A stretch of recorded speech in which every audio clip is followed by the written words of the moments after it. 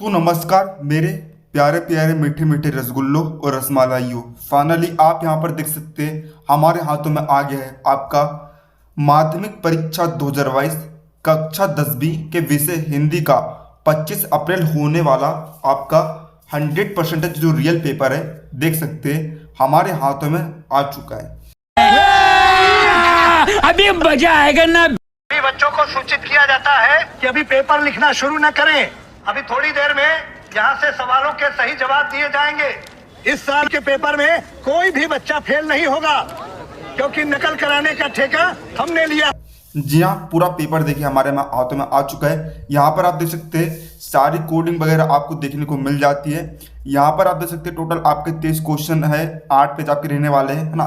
तो देख लीजिए, आप देखिए आपके जो है 8 पेज और यहाँ पर कितने 23 क्वेश्चन आपके रहने वाले हैं। इसी तरह आप यहाँ पर देख सकते हैं सब्जेक्ट कोड क्या है आपका हिंदी का, एक है ना। तो देखिए S4 सब्जेक्ट 01 हिंदी, ये आपका सब्जेक्ट हो गया।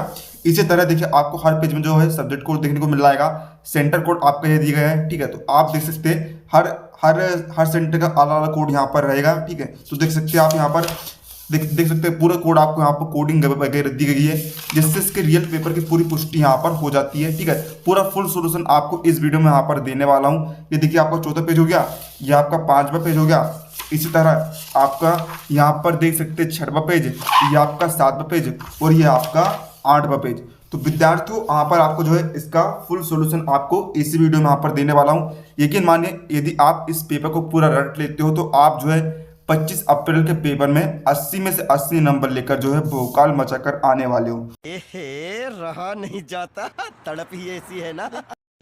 रुको जरा, सबर करो, बोला धक्का बुक्की नहीं करने का, आराम से लेने का। तो विद्यार्थियों आपको करना क्या है, आपको हमारी जोरदार मेहनत के लिए इस वीडियो को देख के गहराई से आपको लाइक कर देना है। साथ ही चैनल पर नया हो तो चैनल को सब्सक्राइब, देखिए सब्सक्राइब करके यहाँ पर सब्सक्राइब करना है, सब्सक्राइब के बटन को दबाना है। और सब्सक्राइब करने पर आपको जो बेल नोटिफिकेशन घंटे का निशान दिखेगा, उस घंटे के निशान को आपको दबा देना है, ताकि हम जैसे कोई नया वीडियो अपलोड करें आपको उसका तुरंत नोटिफिकेशन मिल जाए। ट्रिक है, एक तो लाइक और शेयर ठोक दीजिए, महाकाल का दबा के लाइक और शेयर ठोक दीजिए। 5000 लौटे दिख जाना चाहिए। ये 4000 के लिए मैं यहाँ पे नहीं खड़ा हूँ, पूरा साल मेहनत करता हूँ आपके लिए बेटा। ऐसा नहीं चलेगा, ऐसा नहीं चलेगा। लाइक ठोकी, दबा के लाइक ठोकिए। यहाँ पे देखिए ऐसा क्वेश्चन चुटकी बजाते ही सॉल्व करना सिखा दे। तो आओ यार, अपने कान में ईयरफोन्स डाल लो। क्या डाल भी लिए? बहुत तेज हो रहा है, बहुत तेज हो रहा सालो। खरा शुरू कर। तो देखिएगा विद्यार्थी पूरा सोल्व हम करने वाले हैं यहाँ पर। तो देखिए खंड आ में यहाँ पर प्रश्न 1 दिया गया है, ये 5 अंक का प्रश्न है। प्रत्येक प्रश्न जो यहाँ पर 1 अंक रहने वाला है। निम्नलिखित आप पठित गद्यांश को पढ़कर प्रश्न के उत्तर लिखिए। यहाँ पर देखिए आपको जो है एक आप पठित गद्यांश दिख रहा होगा, इसे आपको पढ़ना है, समझना है और नीचे इसी से संबंधित आपको जो है क्वेश्चन दिए गए हैं उनके आंसर आपको देना है, ठीक है। तो देखिए विद्यार्थियों बड़ा इजी ट्रिक रहती है गद्यांश को सोल्व करने की। करते क्या है, सबसे पहले आप जो गद्यांश को एक बार पढ़ लीजिए, आपको जो है दिमाग में बैठ जाएगा कि कौन सी लाइन जो है कहाँ पर लिखी गई है। तो यहाँ पर तो देखिए आप जो गद्यांश को पढ़ लीजिएगा, ठीक है। बड़ा ही मस्त गद्यांश है, यही सेम टू सेम पेपर आपका देखने को मिलने वाला है। तो देखिए इसका पहला क्वेश्चन है, उपयुक्त गद्यांश का शीर्षक है। तो देखिए इस गद्यांश का शीर्षक हमें बताना है। शीर्षक किस प्रकार से निकालते हैं, जो शब्द सबसे ज्यादा बार आया है, या फिर आप जो है इस गद्यांश को पढ़कर निष्कर्ष निकाल सकते हैं कि गद्यांश जो है किसके बारे में। तो यहाँ पर जो है गद्यांश में तो हमें जो है यहाँ पर मीठे वचन के बारे में बताया गया है कि मीठे वचन बोलने से क्या लाभ होता है, कड़वे वचन बोलने से क्या हानि होती है।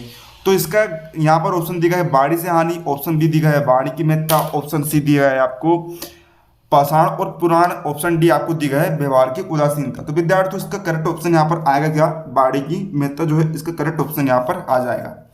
दूसरा क्वेश्चन हमें दिया है मधुर वचनों को किसके समान बताया गया है। देखिए ठीक है, आप देखिए क्वेश्चन का आंसर किस प्रकार ढूंढेंगे। आप जो क्वेश्चन दिया है इससे आप जो है अपना जो गद्यांश है उससे मैच कराकर देखते हैं। जो गद्यांश और पद्यांश को सोल्व करने की ट्रिक होती है, आप जो क्वेश्चन में जो आपको लाइन दी गई है उससे आप जो है उसी गद्यांश से पद्यांश में मैच कराते थे। जैसे कि आपको क्या दिया गया है, मधुर वचनों को किसके समान बताया गया है। तो देखिए यहाँ पर हम ढूंढते हैं, ठीक है, ढूंढते हैं समान बताया गया है।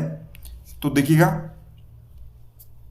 यहाँ पर आप देख सकते पहले लाइन आपको दी गई, मधुर वचन वह रसायन है जो पारस की भांति लोहे को भी सोना बना देता है, यानी कि लोहे और सोने के समान बताया गया है। तो इसका जो है आपका ऑप्शन नंबर ए यहाँ पर जो है करेक्ट यहाँ पर हो जाएगा।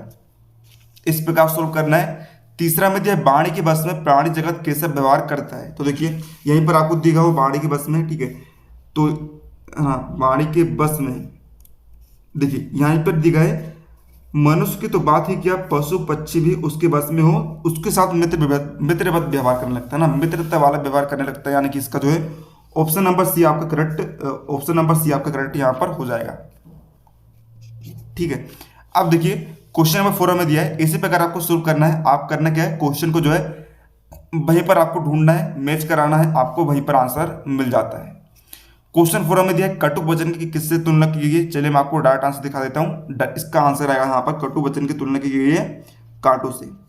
5वां क्वेश्चन है और गद्यांश का प्रमुख उद्देश्य क्या है, तो उसका उत्तर आएगा यहाँ पर ऑप्शन नंबर डी, मृदुभाषी होना, यानी कि हमें जो है मीठा बोलना चाहिए। अब प्रश्न क्रमांक 2 में दिया है निम्नलिखित आप पठित काव्यांश को, देखिए यहाँ पर जो आपको गद्यांश दिखा था, अब यहाँ पर जो आपका काव्यांश पूछा जा रहा है। काव्यांश को पढ़कर प्रश्न का उत्तर आपको लिखना है। ठीक है, तो ये आपको काव्यांश दिया गया है, इस काव्यांश को तो आप पढ़ लेंगे। ठीक है, हम जो डाट यहाँ पर आंसर देख लेते हैं। 6वां आपको दिया है उपयुक्त काव्यांश का उचित शीर्षक क्या है, तो उसको उत्तर आएगा ऑप्शन नंबर डी, पुष्प की अभिलाषा। इस है ना, यहाँ पर जो है बात कौन कर रहा है, पुष्प बात कर रहा है। ठीक है, तो पुष्प की अभिलाषा। पंक्तियों में कवि किसकी इच्छा का वर्णन कर रहे हैं, तो यहाँ पर किसकी इच्छा का वर्णन कर रहे हैं, पुष्प यानी कि फूल की। अब 8वां क्वेश्चन दिया पुष्प की अभिलाषा क्या है, तो देखिए विद्यार्थी पुष्प की अभिलाषा क्या है, वे ये नहीं चाहता है कि ना ही उसे सम्राटों के सब पर डाला जाए, ना ही देवों के सिर पर डाला जाए, है ना। तो उसकी इच्छा क्या है विद्यार्थियों की, जो है जो वीर है, जो सैनिक के लोग हैं, उनके रास्ते में बिछ जाना जो है उसकी इच्छा है। 9वां है चाह नहीं रिक्त स्थान में चाह का अर्थ है। चाह का अर्थ विद्यार्थी इच्छा भी होता है, अभिलाषा भी होता है और कामना भी होता है, यानी कि इसका ऑप्शन नंबर डी करेक्ट हो जाएगा, उक्त सभी। 10वां क्वेश्चन है काव्यांश का मुख्य उद्देश्य क्या है, इसका ऑप्शन नंबर 1 करेक्ट होगा, राष्ट्र प्रेम। क्वेश्चन नंबर 11 में दिया है भोलानाथ और बेजू को पकड़ने के लिए मोहसन तिवारी कहाँ पहुंचे, तो इसको उत्तर आएगा आपका ऑप्शन नंबर सी, बाग में पहुंचे। 12वें क्वेश्चन में दिया है जॉर्ज पंचम की नाक कहानी का उद्देश्य क्या है, तो देखिए इसका आंसर आएगा आपको option number C, option number C correct उत्तर आएगा औपनिवेशिक दौर की मानसिकता पर। अब देखिए रिक्त स्थान की पूर्ति आपको यहाँ पर करना है। ठीक है, पहला क्वेश्चन आपको दिया गया है, सारे रिक्त स्थान देख सकते हैं। पहले क्वेश्चन आपको क्या दिया गया है, किसी जाति वर्ग या समूह का बोध कराने वाले संज्ञा रिक्त स्थान कहते हैं।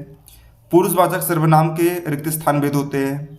मूल अवस्था, उत्तर अवस्था, उत्तम अवस्था रिक्त स्थान होते हैं। कर्म के आधार पर क्रिया के मुख्यतः रिक्त स्थान भेद होते हैं। शब्द के आरंभ में जुड़कर अर्थ में परिवर्तन लाने वाले शब्दांश रिक्त स्थान कहलाते हैं।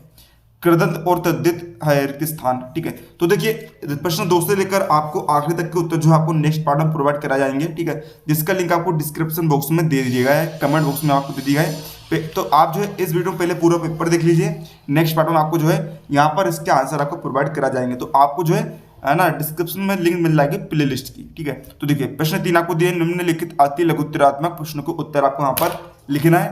पहला आपको दिया गया है संधि का शाब्दिक अर्थ बताते हुए यह संधि के सभी नियमों को उदाहरण सहित समझाइए। दूसरा आपको दिया है एक उदाहरण सहित कर्मधारय और बहुवीर समास में अंतर स्पष्ट कीजिए। तीसरा है चिरोरी करना मुहावरे का अर्थ लिखिए। चौथा है खग जाने खग ही की भाषा लोकोक्ति का अर्थ लिखिए। 5वां है चश्मे वाले को लोग कैप्टन क्यों कहते थे। 6वां है मन्नू भंडारी और उनके पिता के बीच टकराहट का क्या कारण था। 7वां है सहनाई कैसा वाद्य है तथा इसका प्रयोग कब होता है। 8वां है उद्धव की तुलना किससे की गई है। 9वां है आय में खांड ना उपमय का अर्थ स्पष्ट कीजिए। 10वां है कवि निराला ने उत्साह कविता में बादलों की तुलना किससे की है। 11वां है महत्व का आंचल पाठ के आधार पर बाल सुलभ मनोवृत्तियों के कुछ प्रसंग बताइए। 12वां है जिते नार्गे के अनुसार भारत का स्विट्जरलैंड किसे कहते हैं। ठीक है, अब देखिए यहाँ पर बढ़ते हैं यहाँ पर आपके खंडवा की तरफ। तो देखिए प्रश्न क्रमांक 4 से लेकर 16 तक के लिए जो है आपको अधिकतम 40 में आपको उत्तर लिखना है। प्रत्येक प्रश्न आपको 2 अंक रहने वाला है।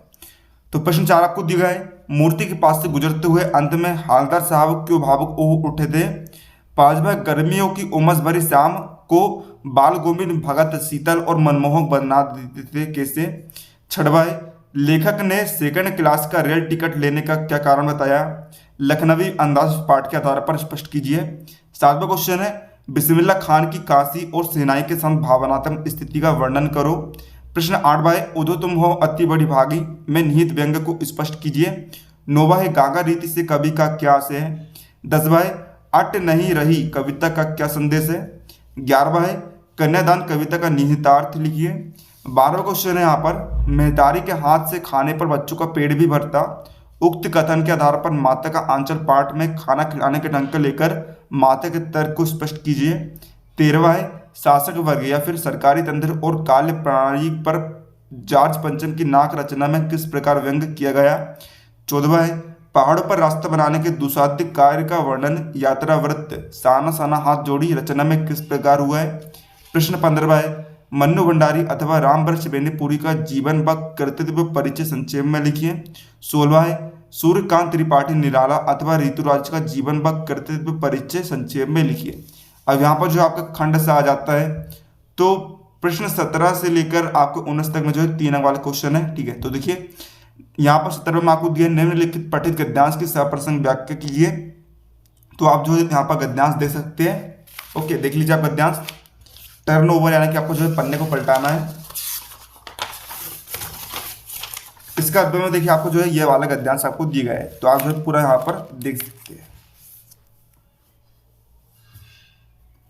प्रश्न 18 की तरफ हम बढ़ते हैं। यहाँ पर देखिए आपको जो पठित पद्यांश की सप्रसंग व्याख्या करनी है, यानी कि यहाँ पर आपको जो है पद्यांश दिया गया है, इसकी आपको व्याख्या करनी है। तो आप जो है पद्यांश देख सकते हैं।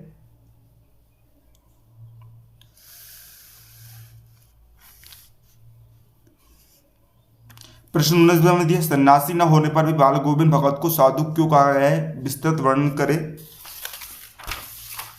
है ना। इसका जवाब आपको दिया है, बिना विचार घटना और पात्रों के भी क्या कहानी लिखी जा सकती है? इस बाल के इस विचार से अपनी सहमति असहमति का तर्क दीजिए। प्रश्न 20 है, पठित ब्रह्म गीत के पदों के आधार पर सूरदास जी की गोपियों की बाध्यता व भावुकता वर्णित कीजिए। अथवा उत्साह कविता का केंद्रीय भाव लिखिए। अब देखिए यहाँ पर खंडदा आ जाता है, खंडदा ना। तो देखिए यहाँ पर निम्नलिखित विषयों में से किसी एक विषय पर आपको 300 से 350 शब्दों में सारगर्भित आपको निबंध लिखना है। ठीक है, तो देखिए आप देख सकते हैं यहाँ पर आ नंबर में कोरोना वायरस आपको दिया गया है, 21वीं सदी की महामारी। तो आप देख सकते हैं पूरा आपको जो है टॉपिक यहाँ पर देख सकते हैं।